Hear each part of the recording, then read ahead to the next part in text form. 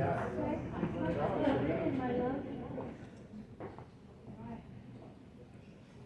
first Bengali Muslim woman elected to city council. We really need to applaud that in a different way and recognize how powerful this woman is. And you can stand up right now and recognize the power in this room for the Muslim community. Please do so. Recognize the beautiful woman.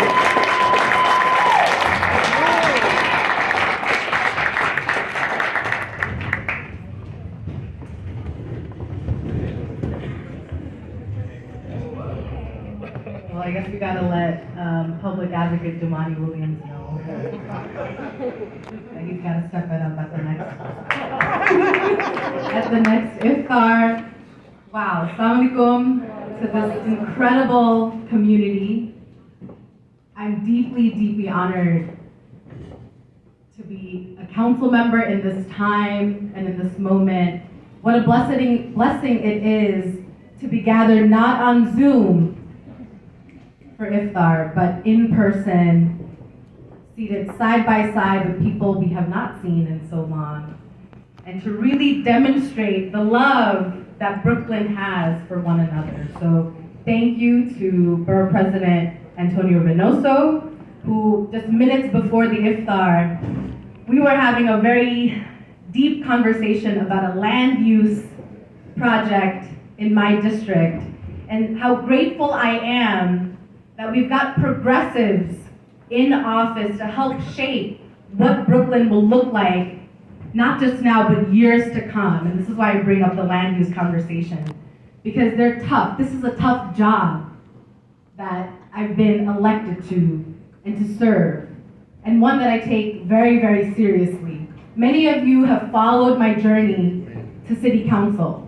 It did not just happen overnight. I did not just become council member overnight. It took years, and the catalyst to this work occurred many Ramadans ago when my mother and I were at the emergency room at Coney Island Hospital, which I shared briefly at the Public Advocates Iftar. It was during this holy month that the catalyst to serve my community and a lifelong commitment took place in my heart and in my body.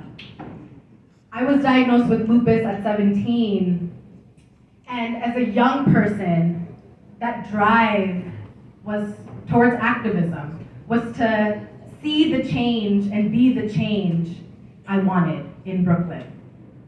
And so now, many years later, almost 15 years later, I'm in this seat because of the drive to care compassionately for this borough. And so 3 years was the journey in running for office, and I had a tough seat, because in my district, in the 39th, where the neighborhoods are my home neighborhood where I was born and raised, Kensington, Sliver of Borough Park, Windsor Terrace, Park Slope, Carroll Gardens, Cobble Hill, Gowanus, the Columbia Waterfront, had never been represented by a woman. And in this city, you all know this, we have never elected South Asians until now to city council. We have never elected Muslim women to city council. And I was in a crowded seat, a seat that has a lot of power, a lot of political leverage, where my predecessors, now Comptroller Brad Lander and former Mayor Bill de Blasio, served as council member. So now look at the power, because the other thing is, my district had the highest voter turnout in this entire city. People came out to vote for a Bangladeshi Muslim woman, born and bred in Brooklyn, with a deep commitment for education equity, for a deep commitment to workers and working families, for a deep commitment to gender equity. And I love that we got to run a race built on deep feminist values, the same values that Islam raised me with in Kensington, otherwise known as Little Bangladesh.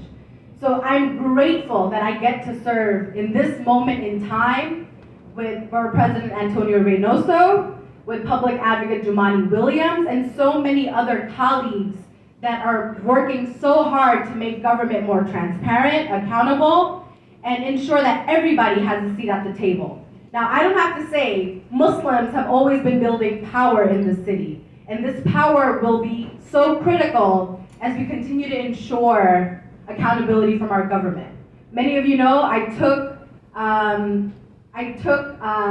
John Miller, who is the counterterrorism chief, head to head, demanding an apology for the Muslim surveillance program, demanding that a report be released detailing the extent to which the surveillance program was carried out. And I see my brother Asad Dandi in the back of the room.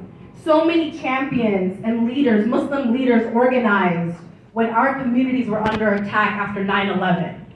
And I thank the work that you all have paved, because it has led women like me to run for office and to fill these seats and to do the job we must to hold our government accountable for the wrongdoings of this government. So thank you all so much. I'm so excited to break bread together and to continue this fierce work. It is tough work, and I appreciate the grace and the love and the care and the compassion that you all have shown me, because I need the support. I need the support. This is the only way we continue to flourish. So thank you all so much.